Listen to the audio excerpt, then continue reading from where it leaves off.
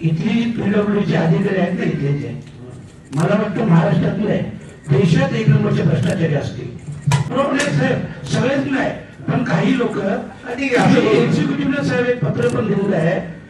असा विषय आहे की वर्क ऑर्डर माझ्या नावाने निघतो आणि बिलं बोडके साहेबांच्या नावाने निघतात.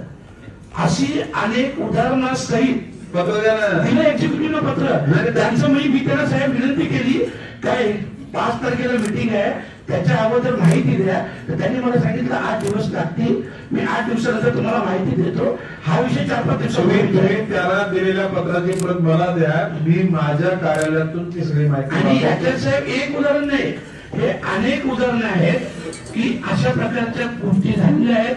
आणि साहेब परत सांगतो, हे सगळे एवढं एक ठेकेदार एकही काम पूर्ण करत नाही, परत त्याला टका मिळतो.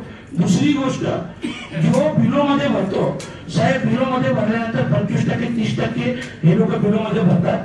बिलो मध्ये भरल्यामुळे याला काम मिळतो आणि काम मिळाल्यानंतर वर्ष 2 वर्ष हेच कॉन्ट्रॅक्टर काम करत नाही आणि नंतर अधिकाऱ्यांची संगनमत करून परत जो 25% बिल असतो तो ऍड केला जातो आणि परत 100% रक्कम किंवा त्याच्यापेक्षा जास्त रक्कम ही तो ठेकेदार घेतो.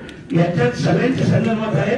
तर याची चौकशी करावी. सन्माननीय खासदार सुवेंद्र म्हात्रे, तुम्ही उदाहरणासहित अशा प्रकारची प्रकरण संबंधित अधिकाऱ्यांना अथॉरिटीला तुम्ही कळवा, त्याची कॉपी मला द्या.